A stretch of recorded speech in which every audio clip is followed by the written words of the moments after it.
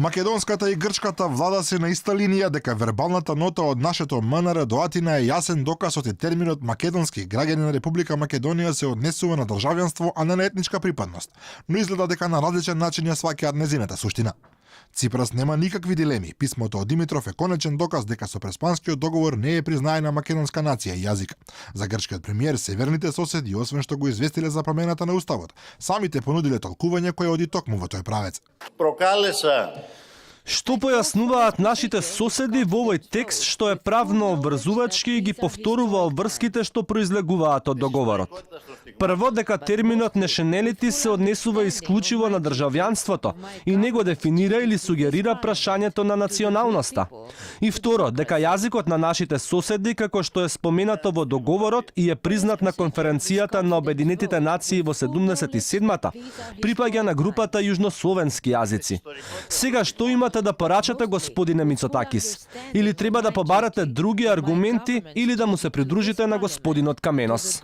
Отиде днеска меѓутоа поинакви појаснувања. Запрашан од Алфа за став во врска со вербалната нота, портпаролот Бошњаковски вели дека договорот од Преспа ги дефинира и државјанството и етничките посебности. Според член 2 од Уставниот закон, поимот македонско, граѓани на Република Северна Македонија, се однесува на државјанството што не ја одредува ниту ја преодредува етничката припадност. Владата од секогаш ова го посочувала во текот на процесот на уставните промени и претходно по потпишувањето на договорот од Преспа. Македонскиот етнички идентитет е гарантиран со член 7 став 3 од договорот, во кој јасно се потврдува дека термините Македонија и македонски ја означуваат нашата територија, нашиот јазик, нашиот народ и нашите одлики со сопствена историја, култура и наследство.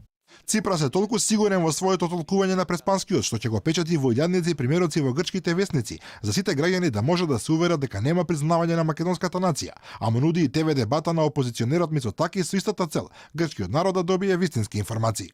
Од друга страна, Заев одбива дебата со опозиционерот Мицкоски со оправдување дека тој требал да понуди алтернатива за НАТО и ЕУ, иако шефот на опозицијата постојано повторува дека евроатлантските интеграции од секогаш биле и се приоритет на ВМРО ДПМНЕ.